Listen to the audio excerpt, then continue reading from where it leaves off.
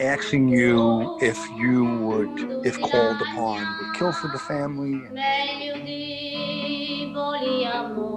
You do not pick that life. That life picks you. 100%. You are listening to the MBA and the Button Man podcast.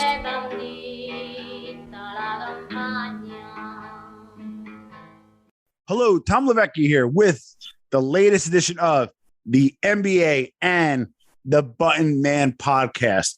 I'm here with my esteemed co-host, John Pennisy, former main member of Lucchessee crime family. John Pennisy, how you doing today? I'm doing well in the Garden State. Thank you for having me. Cheers. Little toast. Levecki home. Little toast. Salud. So, enjoying a little Macallan today. So, John, what are we going to talk about today? We got a few things on the agenda, a lot of stuff going on in the mobosphere, if that's what you want to call it. But what do you want to chat about today? Well, I want to chat about this little thing here. This is the baby's toy. That's it. She's a cute baby. That's it. You remember those days? No, but I wish I was back there. Good point. Well, there's a lot going on. Like I said, there's a few things that we wanted to cover today. We might do multiple episodes if we have time. So what were you thinking about? What can we start off tonight's show with? I don't want to talk about Mr. Cuomo. Yeah. I know you wanted to. Yeah. I think the whole thing's unfortunate, but well, I have some questions that I received. Maybe to start off with a little Q&A. Yeah. All right. So we're not going to talk about Cuomo. I might cover that on New Theory. So check that out. I'll put a link. I'd like to deep dive into the weeds and that kind of stuff, especially topics about Italians, which is interesting. But I'll let that go. And this NBA Button Man, because we don't talk about Italian comment. That was kind of ridiculous. Yes. Do you have any comment on that or no comment? I just think that was not the right comment to make. Okay, that's fair. So maybe deep dive a little bit on the other show. So the first thing, we got a lot of questions that come in, and I kind of was grouping questions today, and I'm just going to kind of do general questions before we kind of deep dive into the crust of the episode. But I guess the first thing that a lot of people ask is, once you were in the life and you were a friend and everything. And a lot of people are like, why didn't you do this and why didn't you do that, right? In 48, I'm referring back to 48. So refer back, it gives the whole story as to what happened to John, right? But one of the questions that people kind of ask, and it's been consistent, was there anything back then you would have changed or did differently looking back on when false wire put on you, all this stuff was happening, you kind of made some moves, then you went away for about 8 months, and then you kind of did what you did. But looking back, is there anything you would have done differently looking back? I think I probably would have tried to stick it out a little longer in Savannah, see if I could make it. I at that time was very new to Savannah. It was very hard to get employment.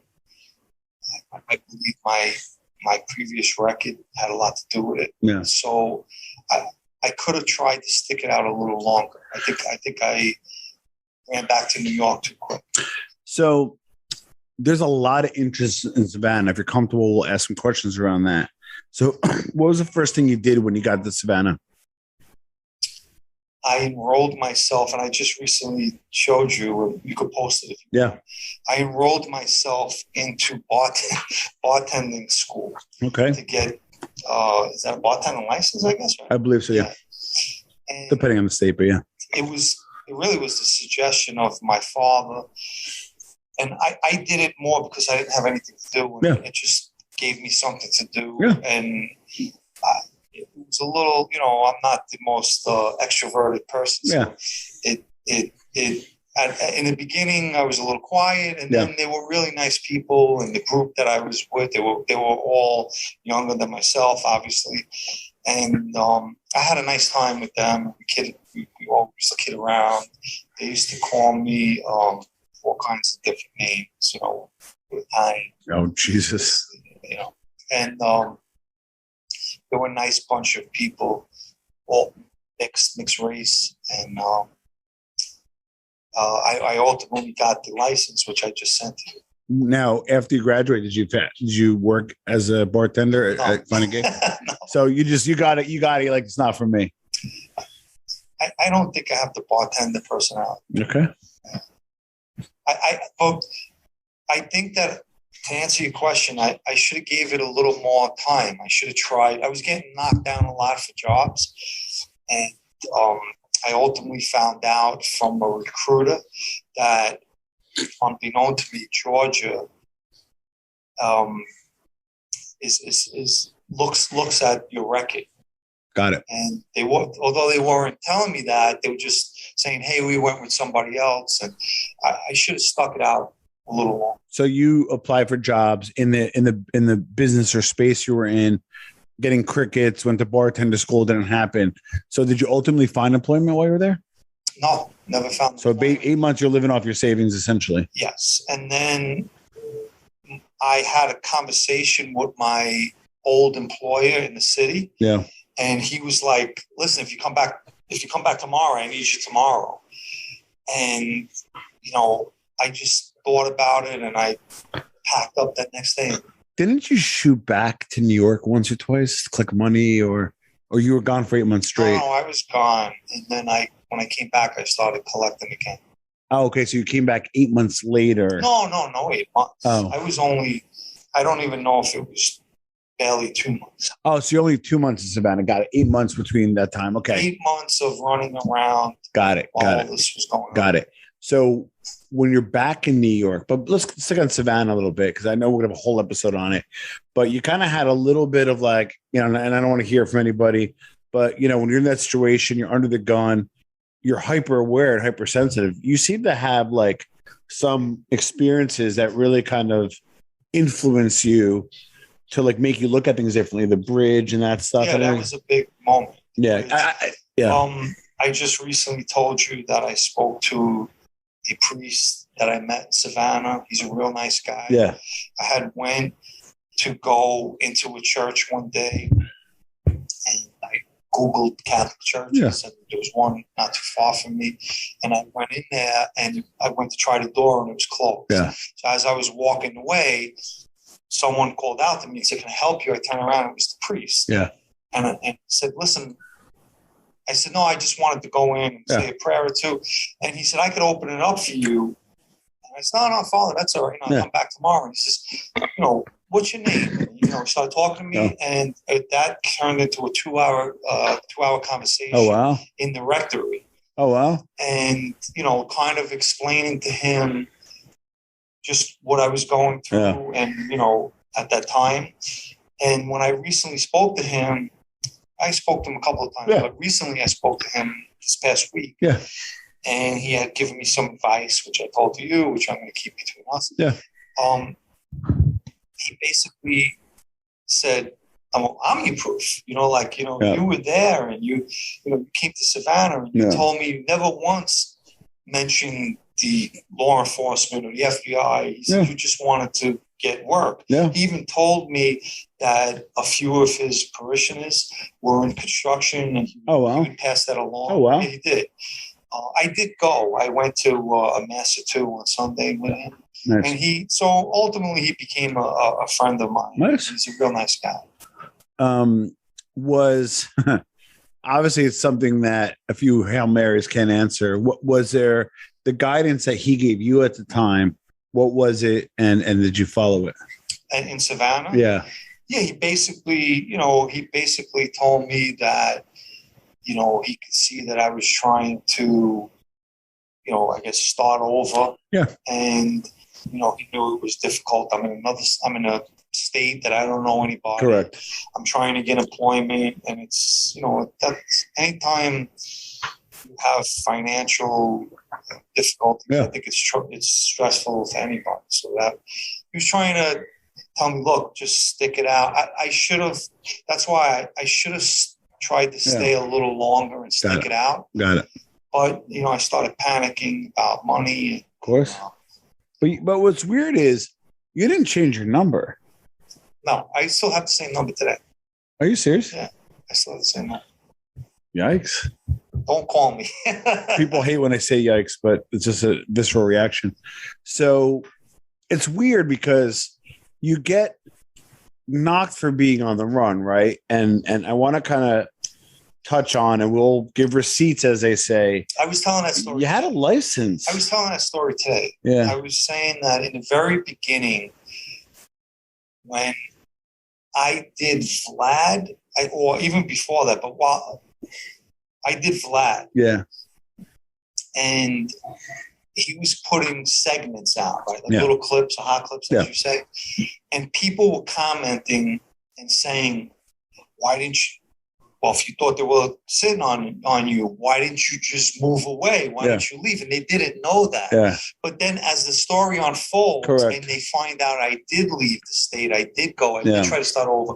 Now what they do is they now say, so at some point you walked into the government, you didn't have any charges against you, you had no cases against you.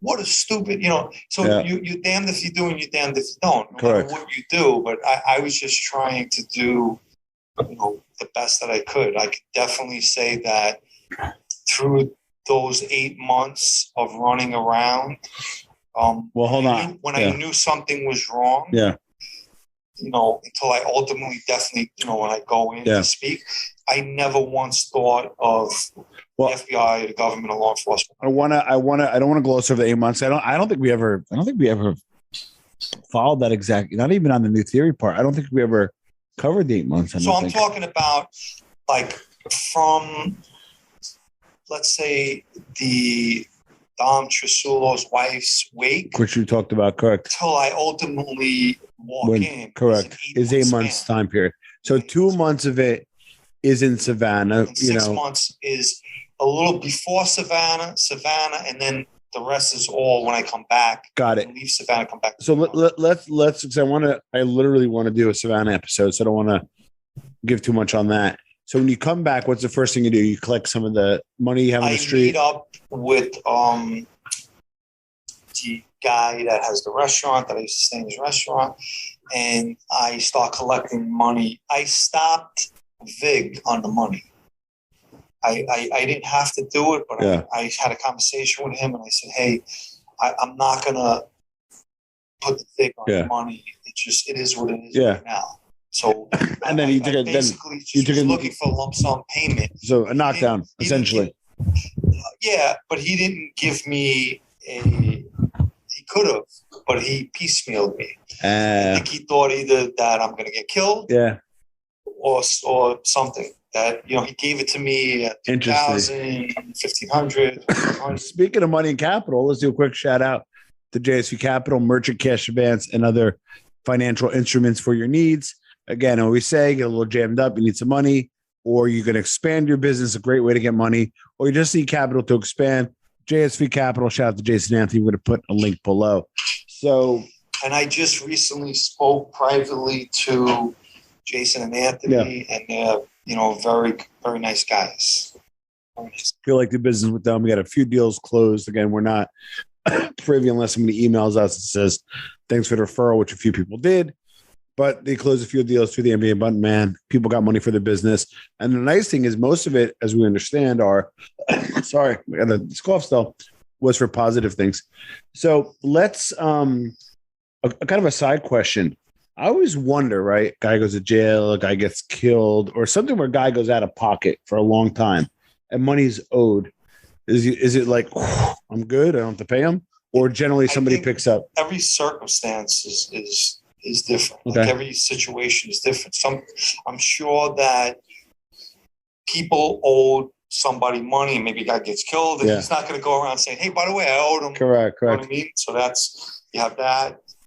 Then there's situations where guys, take a pinch, go away. They have a brother, a friend, a cousin has that person collecting the money, or as we would put it, their associates would be, we call it serviced. Okay. In that life, you're servicing that guy, Got or it. a business, or Got a it. restaurant, a construction company. Got So someone else may come in and service them Got it. for the guy who's away, and now he's obviously going to get a cut of that action as well. We did do a Shylocking episode, but one question there is, and you don't have to give your specific answer. You can, or you can give in general.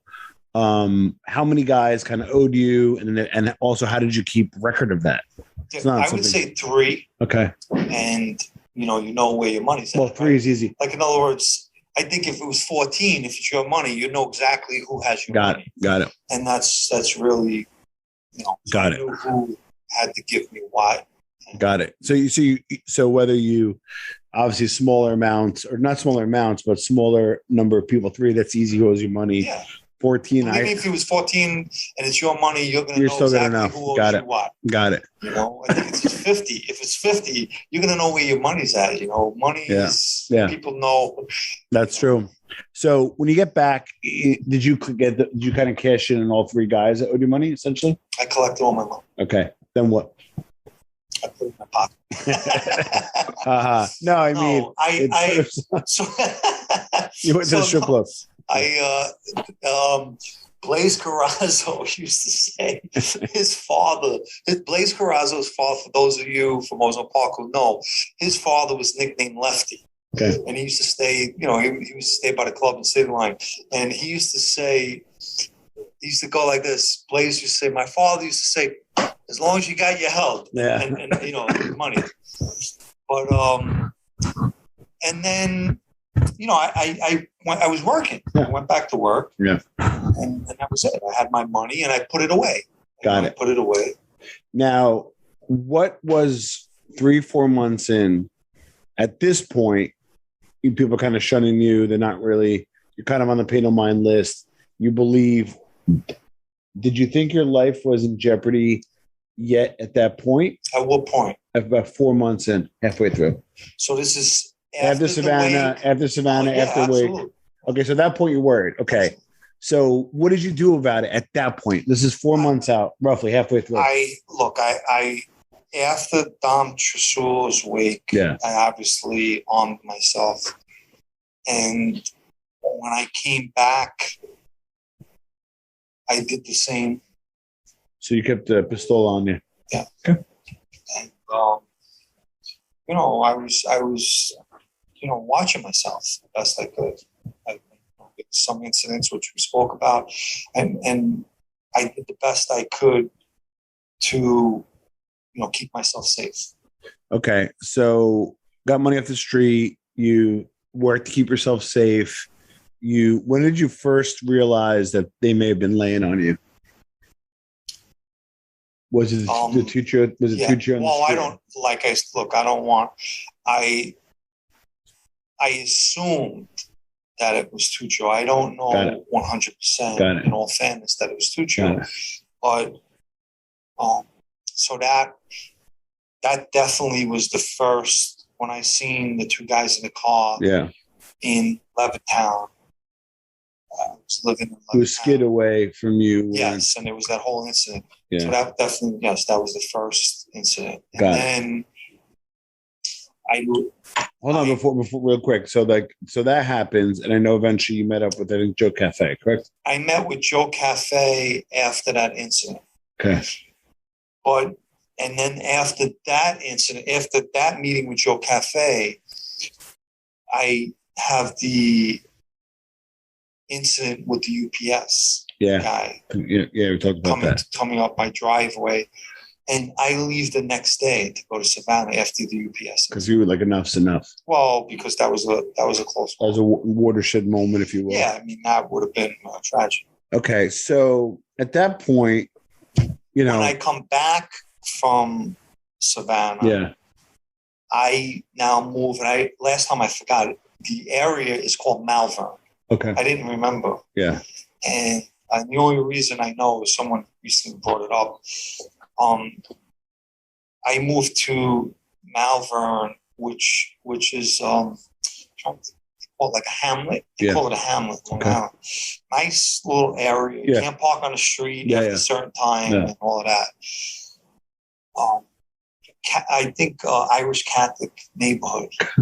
In the town, it was nice because you had like a movie theater, the post office, a butcher, a bakery. Like everything was right in that little strip of the town. Nice. A restaurant, Chinese restaurant, things like that. And I liked Malvern. And it was at that point where I went and spoke to John DiLorenzo, which was from the restaurant. Yeah.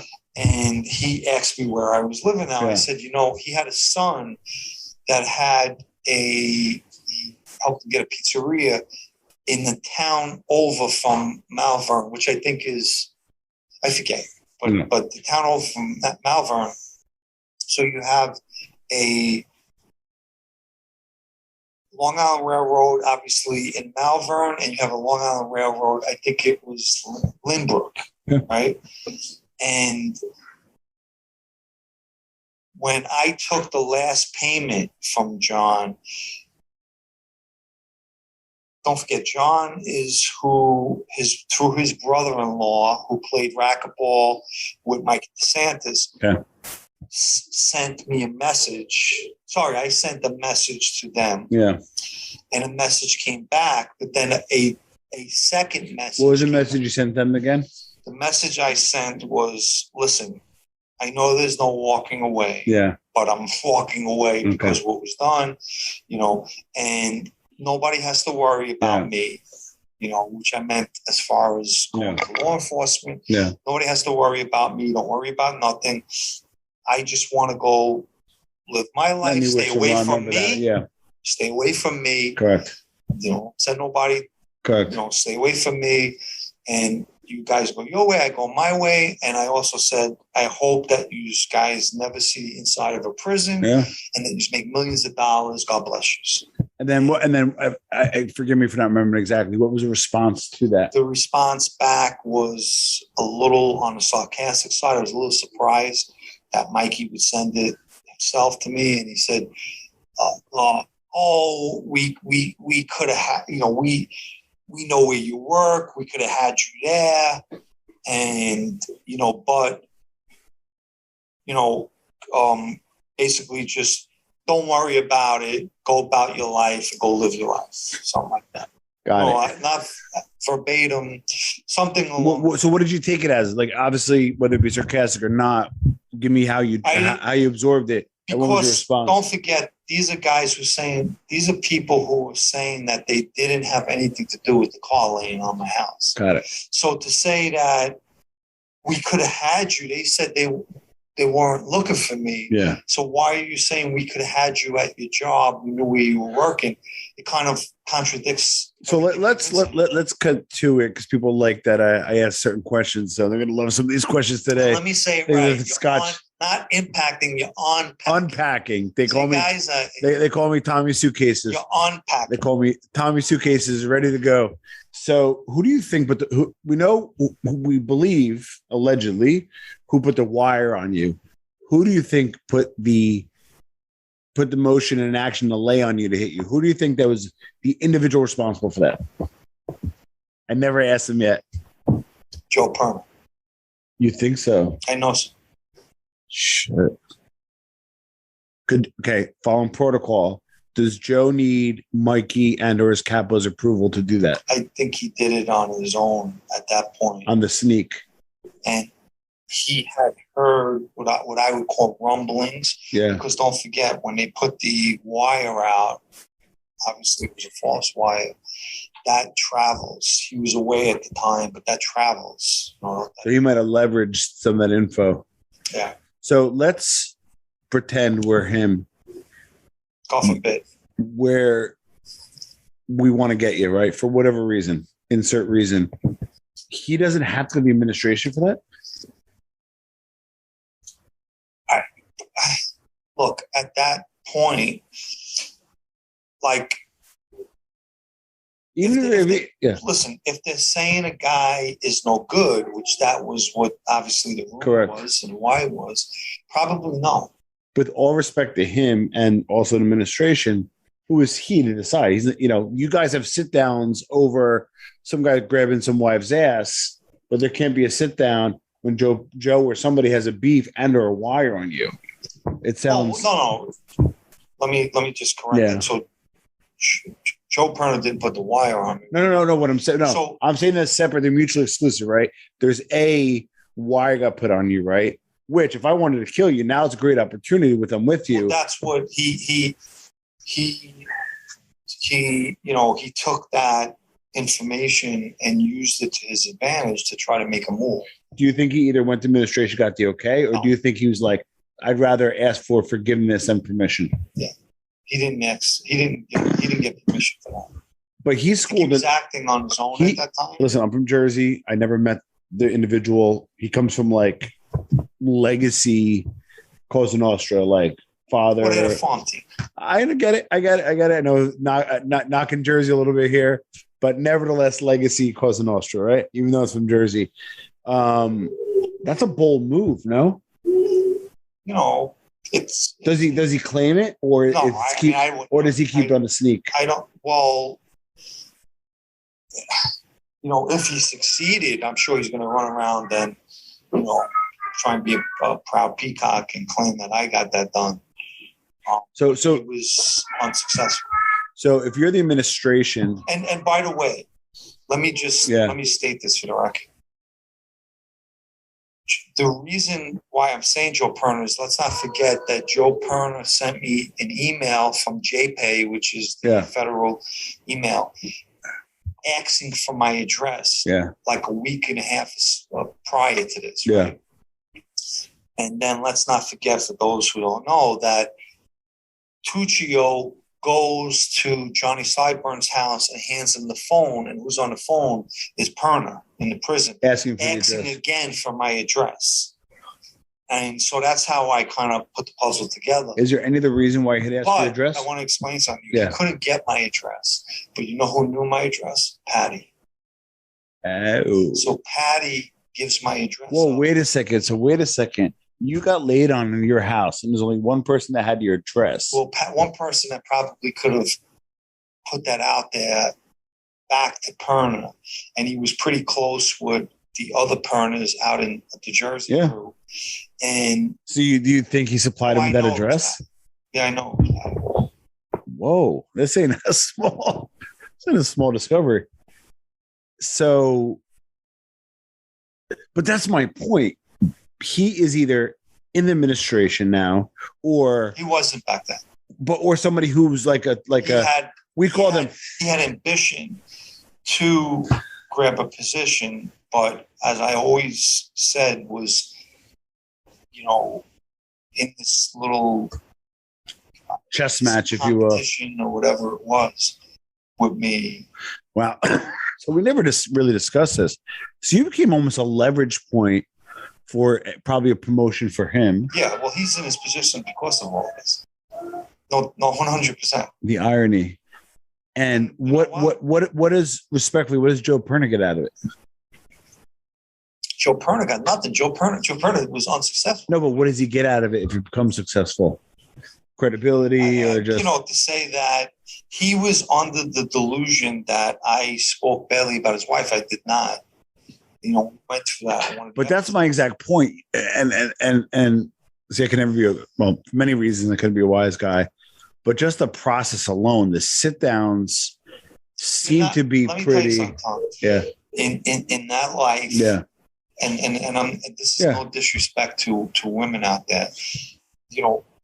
Women and their opinions or what they have to say or anything like that is not supposed to play a part in life. Correct, because your family, your Cosa Nostra family comes first. Sometimes a woman may say something, people break up. Got it. It can't be leveraged theoretically before Cosa Nostra. Theoretically, no. Got it. That's but that's really what happened. Wow. So there might have been a little bit of a partnership between the farm team in Jersey and Patty to get you out of the way. Farm team. They call them farmers. Farmers, got it. A farm team is something. Farmers. Well, farm teams typically AAA or AA, so subordinate to the majors, which is New York. So I'll give you that.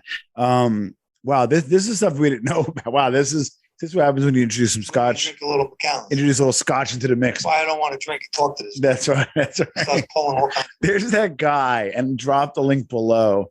There was a guy that feed him more liquor. no, not feed him liquor, but you go on a show, and he asks like these really direct and indirect kind of questions, pulls stuff out of you, and you end up crying. I think it was like an African American guy, and he was like able to like you just go on a show, no matter who was on. I gonna cry or anything, but he was just able to pull shit out of you.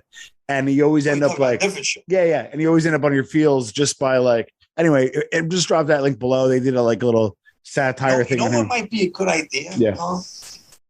And it would have to be obviously a joint approval. Is that from the administration? Someone, and obviously if someone who has not been convicted of a felony to join us and kind of be like a moderator and kind of like ask me some kind of questions and talk. That's pretty good. That's not a bad idea. So at this point, but like, was this like, it was Borsini all along, you know, like, did you notice it was Patty later at the end and at that point you were out of moves, or did you do earlier on and maybe didn't play it correctly? I didn't trust Patty at a certain point. So I knew before or after Savannah? Before Savannah. Oh, really? Yeah. I had a meeting. There was a meeting with Patty, and we spoke about that meeting when I basically told him, Patty, I put my head on this table. Correct. And we were in a restaurant, and you could go and go to anybody in New York, New Jersey, anywhere that could bring any kind of information that I've in confidential informant, I gave information up, I got somebody in trouble, anything bad, negative, as far as that life goes. Go do it. I'll sit here with you. I'll put my head on this table, blow my brains out if something comes back that I've done. So in I've done anything to anybody. In retrospect, you went to see him one-on-one, right? Yeah. And obviously that was after the car incident. Now, not that he would have been even more honorable, but he asked me some stupid questions, right? But you review them, yeah. So let's just say, for argument's sake, that I am Patty, and I know that we sent somebody there, or I was part of giving your address up. Correct. Sent somebody there. I would never ask, well, what kind of car was it? What did it look like? What color was it? In poker, they call that a tell. He gave up his a polka dot box, correct. And the reason, and I've said it a couple of times, the reason why Patty asked this is because I chased them away, right?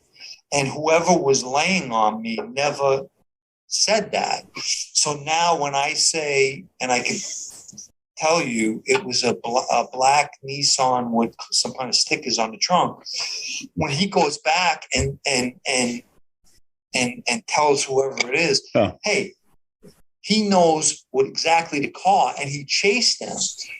These guys didn't say that that he chased them away. Yeah, but that's why he was asking. But that was an amateur move. In the macro things, the macro version, the bigger things, right? In terms of the brigade as a whole, like Mikey looking down or Vic Musso looking down, that's a bold move because I'm putting. First of all, you're sitting on a front. Well, that's my point. I'm trying to disseminate. Like, was it?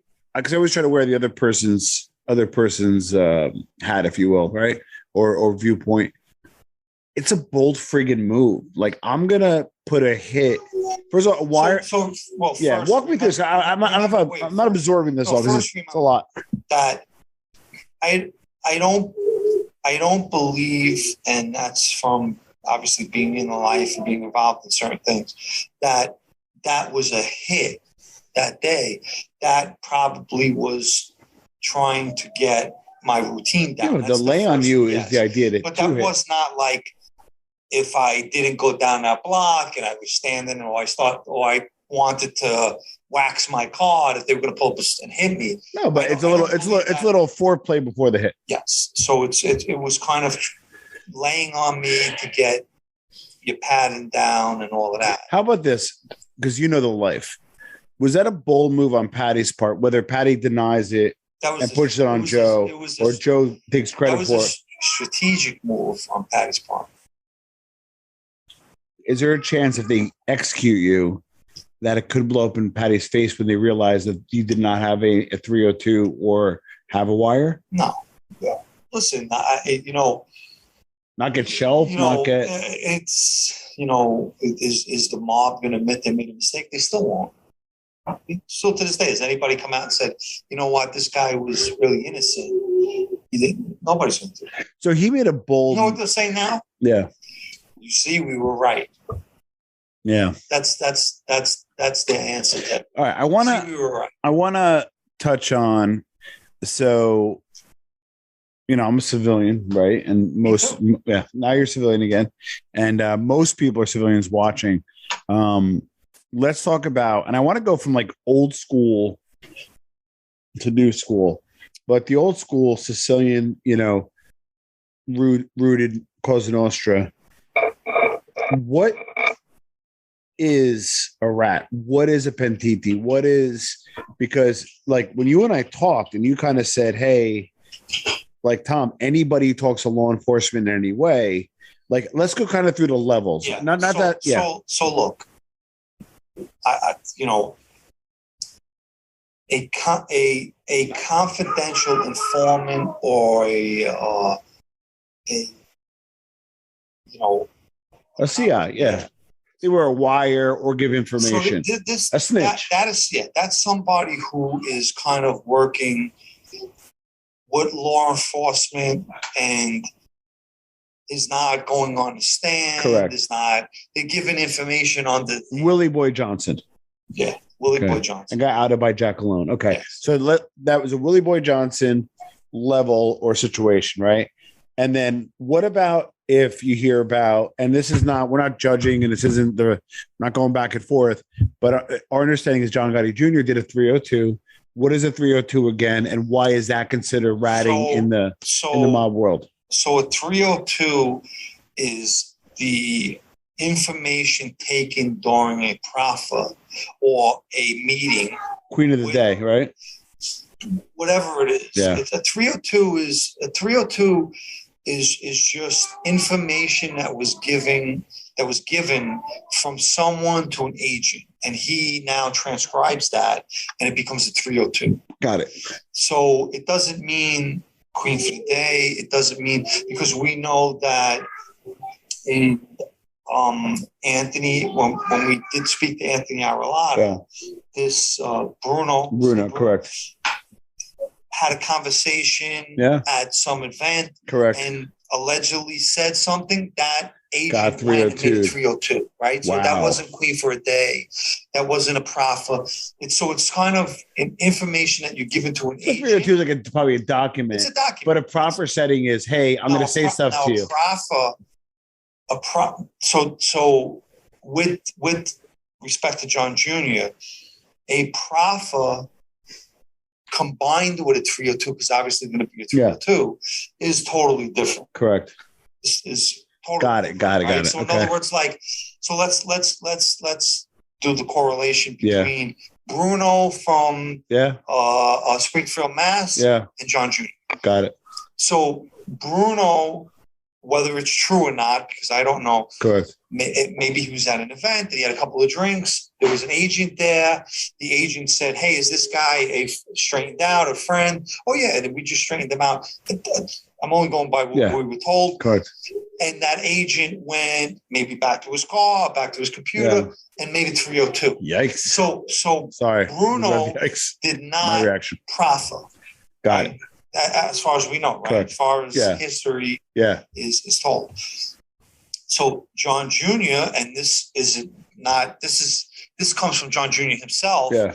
John Jr., who claims he had a weak moment or whatever may be the case, proffered with the government. During that proffer, obviously a 302 was produced, transcribed. Correct. Right? So it's a little bit different. Got it. Now, it's interesting because I'm not an authority on this and I can't give any expert opinion on, but I always talked about giving, like, why don't, and I remember you laughed at me. I don't know if it's on the podcast or not.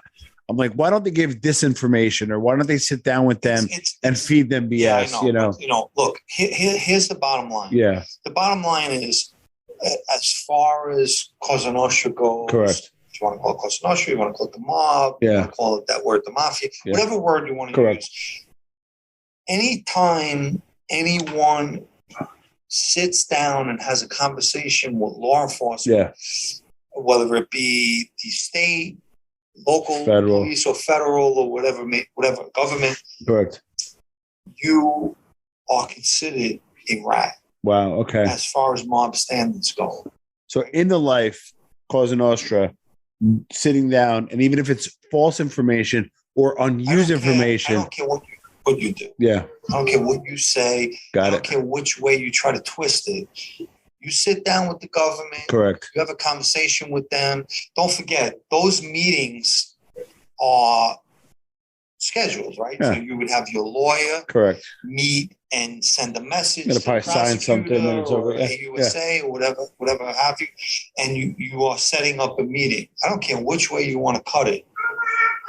You are considered a rat. In John Jr.'s case, I was in the life as far as a friend from 2013 to about 17, 18, right? Yeah. I never once, and I was in Howard Beach all the time, in Mateo's, seen John Jr. in Howard Beach one-on-one. You can't go there. Yeah. You can't come around. And, this isn't about John Jr. It's just about explaining that there's no way to cut the mustard and try to talk yourself out of a 302 and a proffer and Queen for the Day. No way. Got it. It is what it is. So it's funny, and you and I discussed this. Yeah.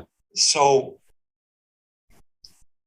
and I'm not even going to mention who they are because I don't even want to give them 8 seconds of my time. But if you're going to, let's just say hypothetically, if you don't know me and you're going to start an XYZ show, or you're going to have a rat show, or you're going to say, I'm against rats, or what have you. Yeah.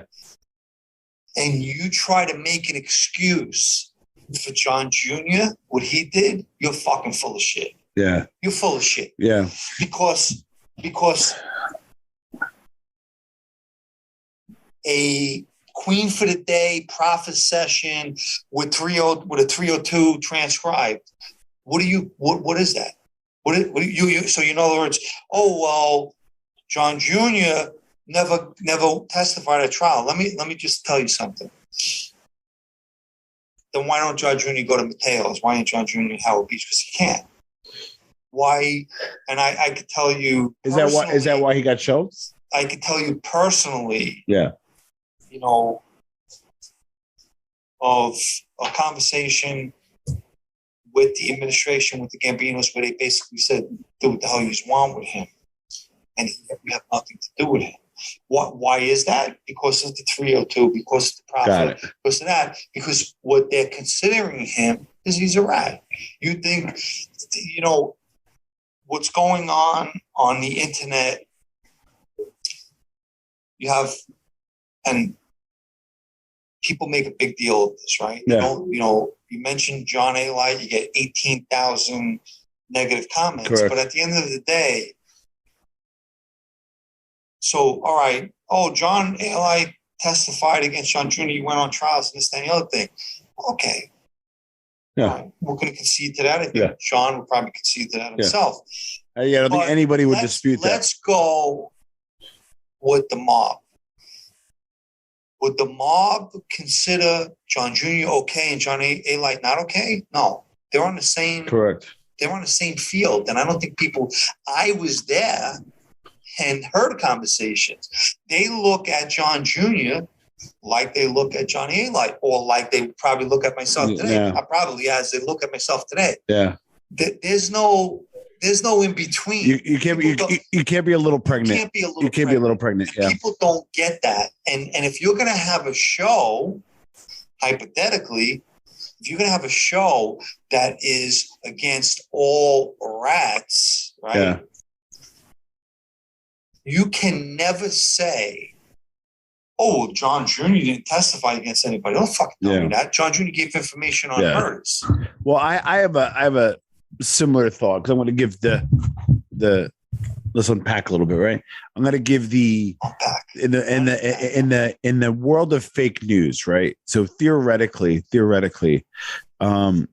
with YouTube, there should be transparency, right? Like it's like, hey, anybody can promote something, anybody could say something. It's not like my favorite movie ever, John. I don't know if you ever saw it. It's called Cinema Paradiso, and there's a part in the beginning when they in Sicily in the 40s, and whenever the priest would see somebody kiss, he'd ring the bell, and they would have to edit it out because they couldn't show kissing on the screen. So a kiss would come, ring the bell, and so forth, right? So it's not like we do this and then it gets edited or obstructed in any way, right? It's just no filter, here we go, right? So the positive to that, it gives a medium that allows you to speak freely. The huge negative is it fosters fake news. So I think there's 3 criteria, in my opinion, for what makes something valid. Number 1 is transparency. You're saying your name, John Pennisy. You're showing your likeness. I'm here. And I'm showing my face. Yeah. Sure. I'm showing my face. I have businesses. There could be like negative repercussions. You could have somebody who's like anti-mob and be like, hey, Tom, I don't want to do business with you. But like, I'm a podcaster. I own it. I've done now almost 400 shows. John's a big part of it. So like to me, there's transparency, right? The second is legitimacy, right? You were in the life. So like to me, I got to be honest. I don't know if I can call you a rat because I'm not in the life. Now, well, you can call John Jr. and they call you. Let me ask you a question. So it's like, if you're not in the life, can you call somebody a rat? Let me ask you a question. Yeah. Let's I want to touch on something. So it's been discussed, obviously, between yourself and me, that if someone uses our video, and we put a complaint into YouTube, hey, we don't want them using our stuff. That's us. Our intellectual property, correct. It's funny that people, and these are civilians, are calling people rat. That's a rat move. All right. Well, wait. Yeah. Wait. Now, for those of you who may not know this, there are wise guys in the life who have businesses who do the same thing. And I'm going to give you an example. Okay. I gave you one. Yeah. Patsy's Pizzeria. Yes. Patsy's Pizzeria is obviously associated to certain people, right? Patsy's Pizzeria went around and found out all the pizzerias in New York City in the 5 boroughs that used the name Patsy's. Yeah. Could have been a guy's name. Maybe there was a guy, Patsy. Yeah. Bevilacqua, and Patsy decided to open up a decides to open up a pizzeria and name it Patsy's, right? What did Patsy's do? Patsy's went around and sued that pizzeria and said, if you want to use that name, you got to give us money. And they're the Lucchessee crime family. They could have handled it other ways. Okay. So they were Lucchesee's, right? What? I don't know who. I don't know. I think they were. I don't know. So I'm not gonna drop a link below. Carmen, let us know. So, or Luke, they're around somebody. Or Luke's. They're around somebody. So when civilians, and I repeat this word, civilians on YouTube want to make statements about that's a rat move. This is a rat move. First of all, who the fuck are you to make a statement? You don't even know your ass from your elbow. Yeah. 1 and 2, guys in that life that are friends in that life, companies that are with them, put in lawsuits. And I just gave the perfect example, like Patsy's Pizzeria. Yeah. Was that a rat move? Yeah. That's called a business move. Correct. Correct. Well, listen, I mean, it's just ridiculous. Do me a favor. Go on YouTube. You're not going to find a lot of Jay-Z. You're not going to find a lot of Prince. You're not going to, believe it or not, certain Kim Kardashian, because they have what is called intellectual property. You can't use somebody else's content. Correct. That goes on all day throughout the world. Correct. You can't use something that somebody came up with. That's why they have patents. That's why they have intellectual property. Yes. So and it's true. So anytime we say it's true, we get done. See? That's true. That's right. So, but here's the thing, right? So like I said, it's kind of like you need transparency. So you need to see who the person is, right? You need legitimacy. You were in the life, right? And then the third is authority, right? So reason why John and I got together is that, you know, and the goon is giving her opinion in the background. She's looking for a thing. Baby, can I say hello? She's being a little shy tonight. So the third is authority, right? And what makes somebody authority on something? That's like John, Anthony Arlotta, even respect Bobby Louisi, Paul Tanzo, even respectfully John Jr. Although he tends to be quiet. So, in my opinion, listen, and let me just state for the record, you know, business is business. When you're in the street, you handle things accordingly. Right.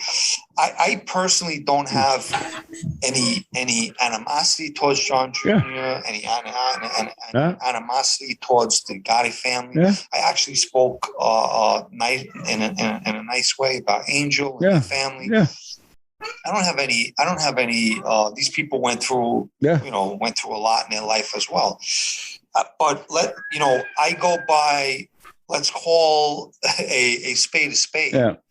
And, you know, that's okay. Guys could talk about me and say things about me. Yeah. They could say things about anybody on the platform, the guys that are in the life. Don't forget that some of these guys have gave information up. And let's school the audience a little bit.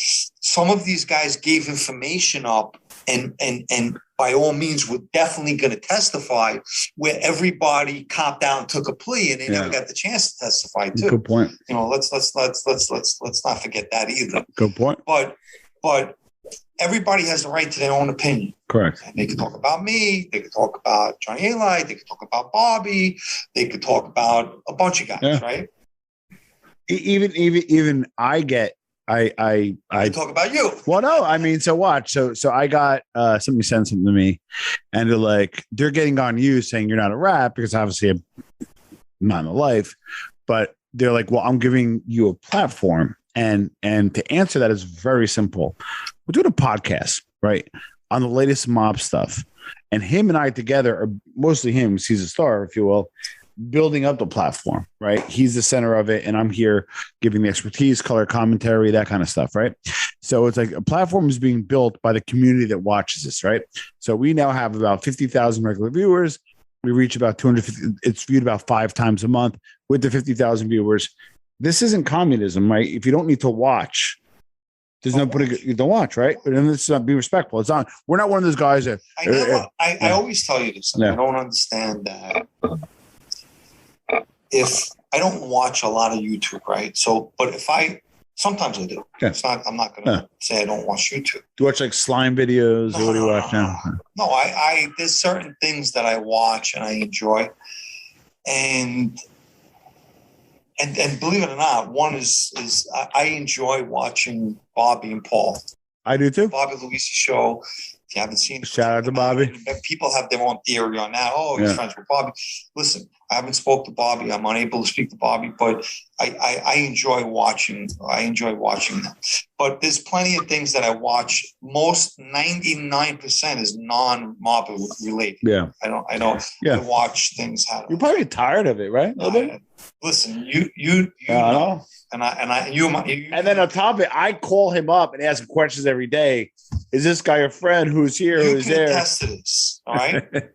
If I had it my way, we wouldn't talk about this. We would talk about cooking. Me and you would be in your gardening. The gardening guys. I don't want to. Put a link below. If John and I were to do another genre, drop the link below. Would it be the gardening guys? Would it be a cooking show? Cooking. I love cooking. That's it. Talking about cooking. But so...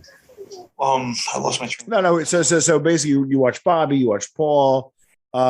It's probably the only mob guy you show. 90% aren't.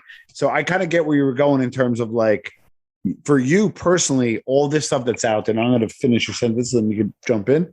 There's a lot of crap out there because they don't have transparency. You can't see their face at the time. You know what? They're not legitimate, and they don't have an authority. Look, I just want to say that.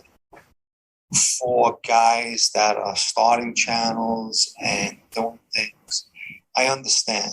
And I do wish you all the best. I wish you success, because I would be a hypocrite if I didn't. I wish you success. I don't, if I hear, whether it be from Tom and a lot of our viewers, that people are talking negative about me, go right ahead, do what you just have to do. I'm not going to watch it. That was the conversation that Tom and I had, and it was a conversation I had with the priest. It's private. I'm not going to even give you my view by entertaining you for 1 second. Go right ahead. God bless you. Make fun of me all day. But that's what I don't get, though, right? So, like, for us, I wish all these guys success. This is actually episode 80. Yeah. JSV Capital needs for your business, merch, cash advances. The Ratchet. By the way, Ratchet. The Ratchet shirts are. I tell you, was no longer blaming Ratchet. Ratchet is in. The Ratchet Jersey. Stuff is in. Ratchet. I didn't pick it up. It's Jocelyn's fault. Tom is procrastinating right now. We should be wearing tie-dye stuff right now. So this garbage. So Ratchet's in. We'll put a link below. We'll get the Ratchet clothing on. Our shirts are in. Tom, I'm finally gonna have my shirt. I'm finally gonna have my shirt. I'm finally gonna have my shirt. See, so the shirts are in. So, and the truth of the matter is, as like a business guy, if you will, the market dictates the activity, if you will, right? So if we do 250,000 streams, 50,000 people are watching, then people have an appetite for the content. It's that simple, right?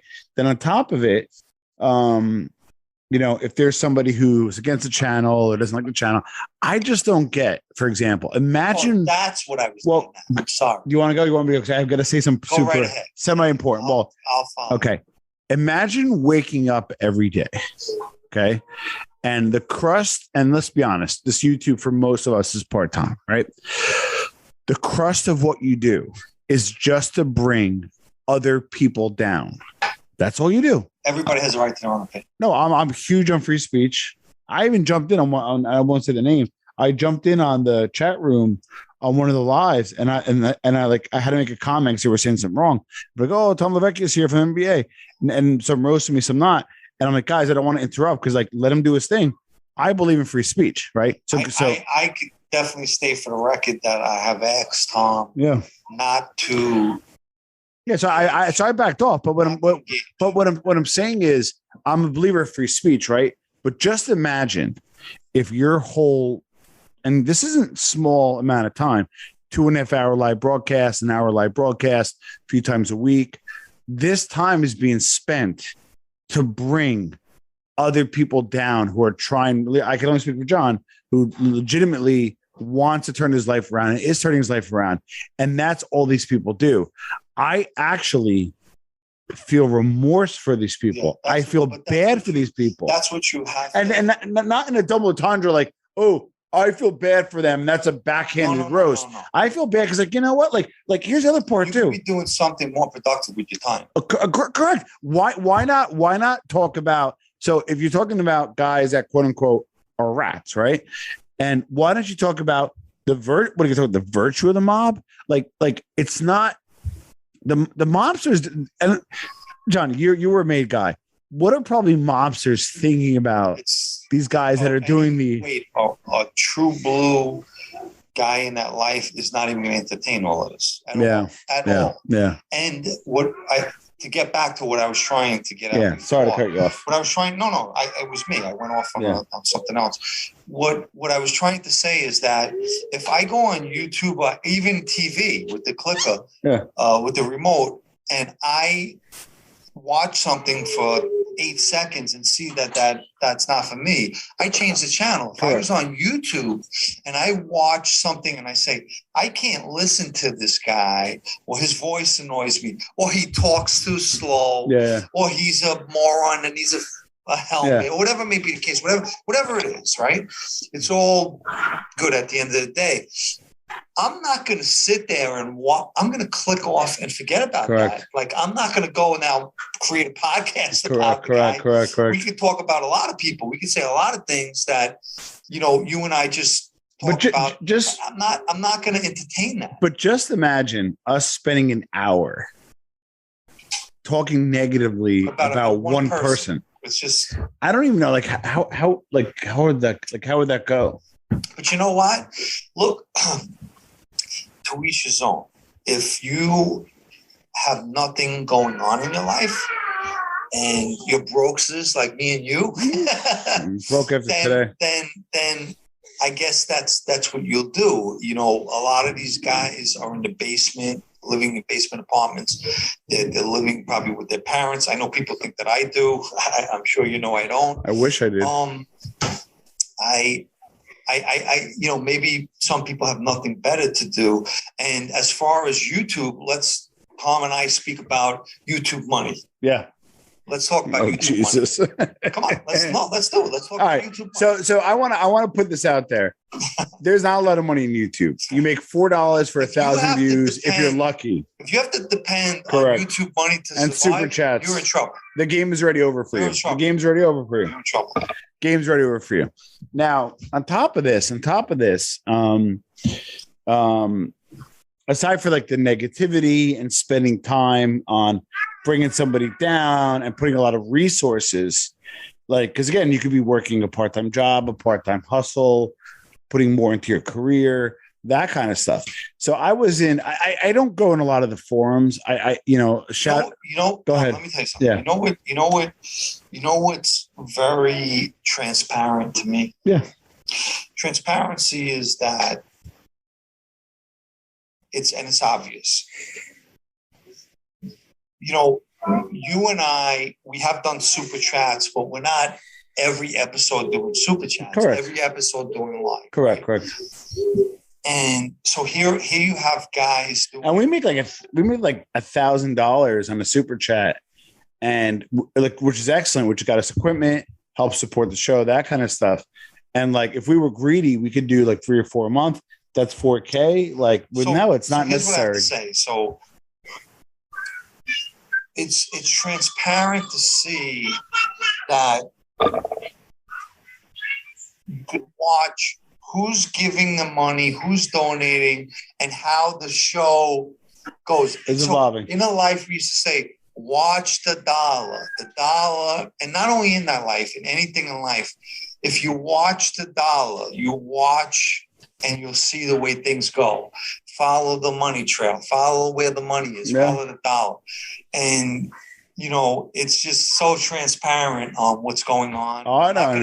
And who's sponsoring it with the agendas. And, you know, people have their own agendas, and they're going to donate money and support channels for their own agendas. And you know what? Salud. Yeah, with an 18-year Macallan. Having said, this is a special bottle, so just having a little bit more. That's it. Do what you have to do, babe. Look, just in case I don't want to get in trouble, just a little bit. Got to drink this on my daughter's, hopefully 18-year calendar, 18th birthday. By the birthday. way, he has a beautiful little baby over there who's having a great time. So I wanted to say I don't go in the forums that much. What happened was a devoted viewer. Wait. Yeah. By the way, yeah. Let's confirm that. What's his name? Joe Karate. I'm not Joe. I thought you were Joe Karate. I'm not. I got a random email that says Joe Karate has been. I don't know who he is. Joe Karate has been commenting. He's one of our viewers. Will you appear on a live with him and Joe Karate at the same time, John? No. Listen, I'm going to be honest. I don't care who don't believe me. Who don't. I refuse to click on any negativity video to give them one more view. Well, anyone who knows me in the street knows that I won't do it. Well, what happened was I won't click on nothing that's going to give somebody a view. I got an email and somebody goes, and I'm sure there'll be 19 videos. I got John got doxxed by a competitive channel, and I'm like, what do you mean?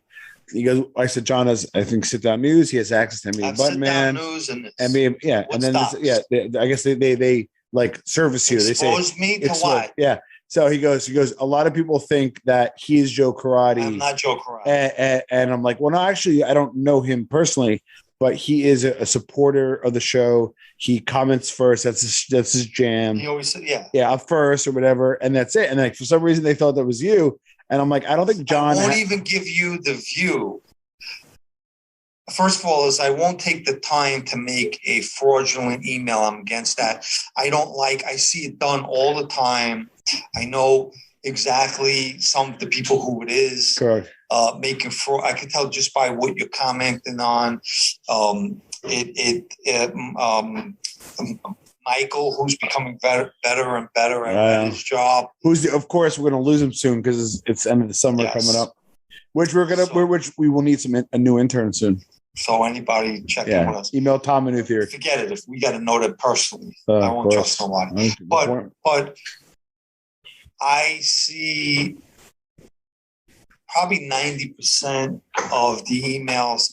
Tom and Michael will keep probably 10% away from me. That are ridiculous.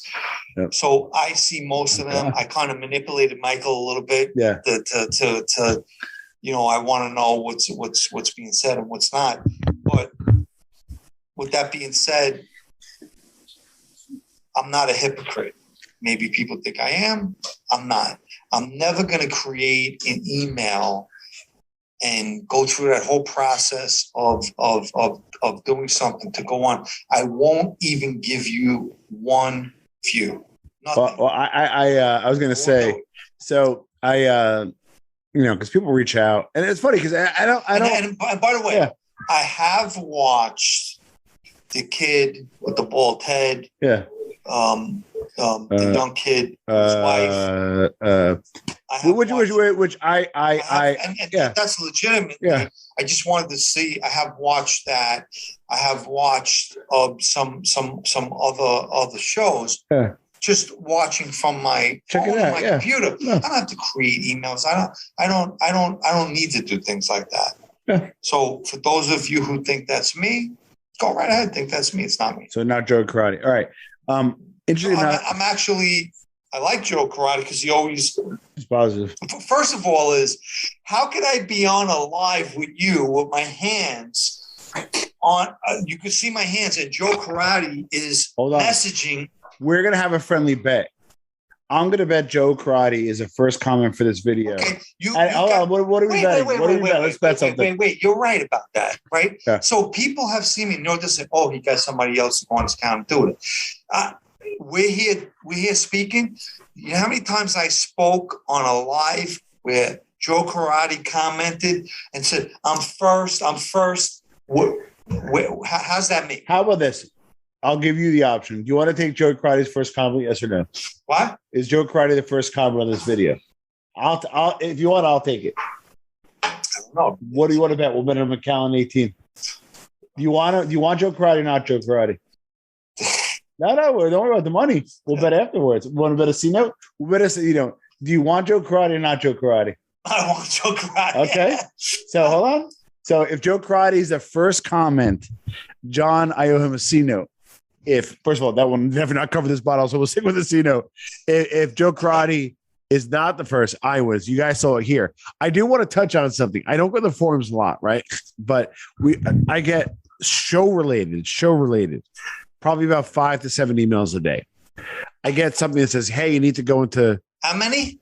5 to 7. No, just for the show related. Wait. No, I get 200 a day. Okay, so comments. There's over 300 emails per day. Just so you know, that's what comment notifications. Yeah, comments. That's what Well, that's Twitter. Different. That's different. Correct. I'm talking about. Let me clarify. Let me clarify. John's right. Let me clarify. There is the 5 to 7. Yeah, there's a 5 to 7. Hey, Tom and John, blah, blah, blah. Direct email. Because there's now a, if you will, there's, what is it called? A library of 80-something videos, right? There is minimum 3 comments per video on average. So that's like another 240, right? 3 comments what? Per video. No, per video, which means 240. There's about 240 comments today. 3 comments. No, that's on the low end. I'm giving them the low end. 3 comments. I spent, John. I'm giving the low end. So 3 times 80 is 240 plus 80. Oh, 80 videos. 80 videos. Yeah, So these get comments from correct. Now the current video gets about 100.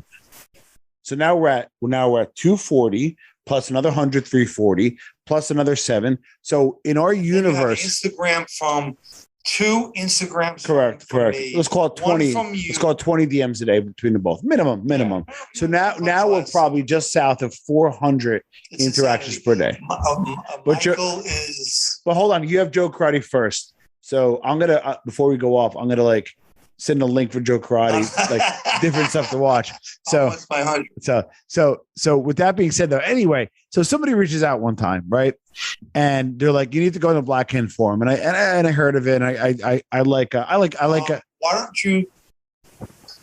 don't you just elaborate on what you have told me 3 different times about Black Hand Forum? Well, a few things. 3 different times you said to me, why don't you go check out this forum? What's my answer every single time? You refuse to watch it. I refuse to go in. Well, interesting enough is I'm on there. And like, by the way, there's nothing wrong with the forum. No, that's probably a guy who moderates it. But here's the thing, though. Right? One, I get why you're on there, right? I am not important enough to be on there. I'm not. You're pretty popular, which is you are. That's weird. You're pretty popular. So I type in Lucchessee and it pulls up 70 different go on it and 70 different matches. Somebody sits there, and I'm not going to say the name because don't say the name. I don't want to give anybody credit. So somebody goes, the NBA of the NBA and Buttman is a brokester. I'm like, no, it gets better. He went bankrupt. Here is a link, right? Now, I know 6 Tom Levecchias, 4 of which I'm not related to. It's a semi-common name. Lavecchia, hold on, semi-common name. Yeah. I'm going to stop you and say that if we were in the life, we try to put our claws into you. Yeah. We would.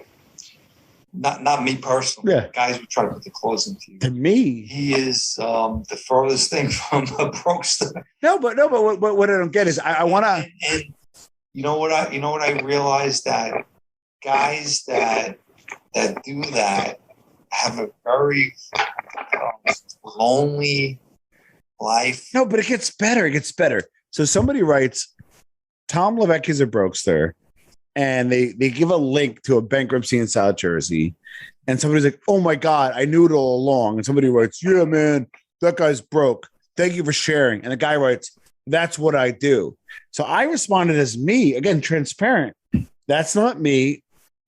And I'm sorry to burst your bubble. No, but hold on. I'm going to tell you a story. Yeah. I was at a trial, and, it didn't go well for the defense. Yeah. The defense lawyer Googled my name and came up with a John Pennisy, Italian guy from New York, same age, in Costa Rica that killed a guy. Yeah. And he went and started a whole ruckus and felt that the government was hiding that I went to Costa Rica and I killed the guy, stabbed the guy to death in Costa Rica. And the government was hiding that information. Wrong, John Pennisy. I mean, that's really. But I want to go one's better. But defense had a strategy to discredit you. Yeah. So what I'm getting at is. Listen, we understand that. Right? But your situation is. So what I don't get is, let's just say the sake of argument, which didn't happen. I went bankrupt at some point. Do you get a bigger cookie that day? Do you get an extra kudo? Millionaires. Do you get like you go to Starbucks and get a free Pike's Place? Like, my point being, no. I'm sitting there and I'm like, I'm trying to unpack but this. You know what? Yeah. It's someone who is a frustrated person. But that's the best part. Watch. So where we slightly different, and for obvious reasons have to. There are certain people, like by law, he shouldn't and couldn't or nor want to talk to right now, right? Exactly. And for me, I have a little bit more flexibility, right? So I'm not in life, and I've chatted with people that were adversaries of the show. And again, right. we could disagree without being that helmet they're talking about. Exactly. The helmet they said. Exactly. I think I had to cut John off the account. No, just kidding. No. So what would happen is, and the guy loved this comment, we can disagree without being disagreeable. Right? Yeah, the whole world changed. Yeah. So I'm okay with an active disagreement. I'm okay with talking things out. I'm okay with saying, hey, thank you, John. Why I support John, right? And I'm okay with talking about what's good about your show and what's not good about your show. What I don't get is, why do you, on your own forum, and when I jumped in one of the, I know you didn't like it, but I jumped in one of the conversations, which I fully align to that now. But what I'm getting at is, just email me. I'm easy to find. Call me up and talk, and we can have active disagreement as adults, come to some resolution, and then live harmoniously. I feel bad that the person who had to find that another Tom Levesque was bankrupt and share, and it probably took 2 hours. They're not going to get those 2 hours of their life back. So, let's actually move forward. We're going to stay in our lane. We're going to give you the latest mob information. We're going to give you the behind the scenes stuff as much as we can without. And now I'm going to unpack it. Unpack it is that Tom has done nothing wrong. Tom is not in that life. And any negativity that comes to Tom today is because of me. So if you're going to direct the negativity, direct it to me. I know he's okay with it, but direct your negativity to me, not to him. Well, he's done nothing wrong. Well, did I say that there was one video that got sent to me? A guy goes, because I mentioned a friend of mine was in trouble with somebody from the West Side, and I gave him some advice. And I'm like, well, Tom Levesque thinks he's in the mob. Tom Levesque. Absolutely not. Every day. Absolutely not. I speak to him about 7-8 Absolutely not. Yeah. Tom Levesque has never once, and I would pick up on it, never once shown a sign that he was connected. That or had an inspiration to be correct. an associate, a castaway associate, or whatever have you. Not one time. He is strictly business. Well, that's the other part too. Growing up in and near Elizabeth, New Jersey, you had the Rivera Club. There's a club in Newark. I don't want to mention the name because it could get triangulated to people that we know. I want to get the baby for 2 seconds. Yeah. You want? Yeah, if she'll let it. We'll see. We're doing live to tape, so we'll see if Jocelyn approves. So we're going to introduce to you the Goon. She has so hey, good. So she has 9. Wait, do we know that this is a TikTok star? Yes. This is a TikTok star? So that's the Goon. This is a TikTok. She has 95,000 followers on TikTok. 95,000 followers on TikTok. So why don't you give a little TikTok thing up? What is it? It's at. Oh, it's at Adeline Grace. No, you don't want it. She don't. So you don't want it. Lucchessee. Oh. Lucchessee. She's looking at him like she got 10 minutes. So that's Adeline Grace. At Adeline Grace on TikTok. 95,000 followers. So that's Adeline's first appearance on YouTube. Actually, if you go back, I don't know if you ever saw this, prior to converting the channel over to the NBA Buttman, I put the cutest baby ever, and I put the TikTok thing viral. She got 10 million views on TikTok for one of her posts. 10 million. So anyway, let me just say this: that both my daughters, Gabby and my youngest daughter, are big fans of her. Get out of here! Big fans. I had a doctor from New York call me up and he's like, isn't that your daughter? I said, yeah. I said, she's in my feed every day. Big fans. Yeah. So not 95,000 followers. She's our inspiration. She's our love. Dawson and I are very happy with her. And, I think that people should, and listen, and listen. He's a regular business guy, and he's a father. Yeah. Let's be. And listen, in fairness, give the negativity to me. No, but in fairness, I do get why people are like, well, you give them a platform, or you're assisting, you're putting your effort.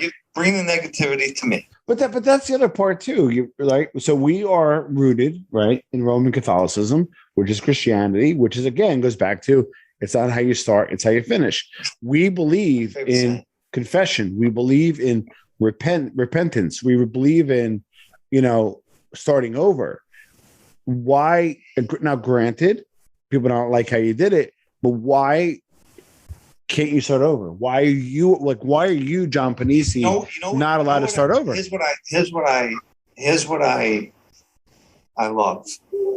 You have people that, and I understand, you have people that have tunnel vision on myself, certain people, right? And they'll say, and not only myself, they'll speak in general about people that are on this whole platform, and they'll say, all of a sudden, these guys have changed their lives, right? Yeah. But isn't that the case with so many things in life? Forget about the mob, right? You may have somebody who was a drug addict, and then something happens and makes that person say, I'm not going to do drugs no more. I'm going to change my life. You have a heart attack. They call that a teachable moment. Yes. Yeah. There are so many times in life that, sometimes it takes something to happen, correct, to make you wake up and say, hey, let me straighten my life out. And I don't think that that's a negative. I think that that's a positive. Like, why is that? I would think so. As long as you're being legit, on a legit side. I agree. And one of the things that I think is terrible, and like I say, Tom believes in freedom of speech, and everybody has the right to their own painstakingly, I believe in it. Yes, and that's fine. But to make fun of religion, Yep. So we're going to close it out because we have some Ashtons waiting for us, some Ashton Churchills waiting for us. We will do a cigar show. We will. I'll speak to you about it. We will do a cigar show. We have a vendor lined up for our NBA Buttman cigars. There seems to be a huge interest in it. So stay tuned for that. Whether we use the cigars that we purvey or ones that we pick, we're thinking of maybe doing like a live Zoom cigar night or a live cigar night. Stay tuned for that. I don't know. We'd love to do our own cigars for it, right? But if we pick another cigar, you grab one from your humidor. That's something we're looking to do. The shirts are in. I'll put a link below. For those that order shirts, they are getting out this week. What happened was we wanted to get a certain amount of orders. We exceeded that, so I have to get them out. That's on me. So everybody's getting the shirts this week. JSV Capital, again, mentioned for them. The bottom line is I did a survey on the community, and about 1/3 of you do have your own business. It's not easy. The scary thing about having your own business is there's other people that rely on you, employees that get their paychecks every day to feed their families. So I want to just say that there is, and we're not going to say why, Tom put up a community post. Oh, yes. Which gift cards. Yeah, we got something cooking there too. There's a reason why we're doing that. Correct. And I'm not going to divulge why we're doing that. Yeah. But please comment.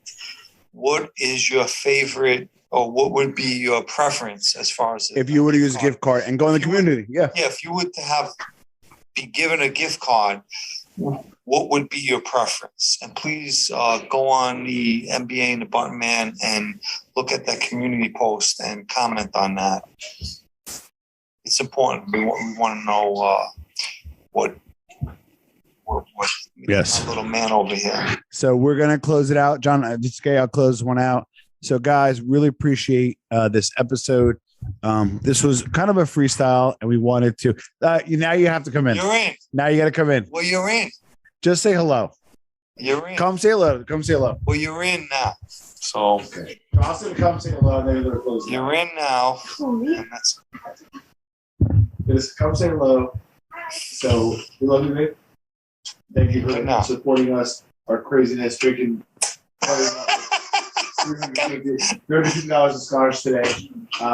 Either way, we really appreciate everything. And close that. So, baby, thank you. Thank you.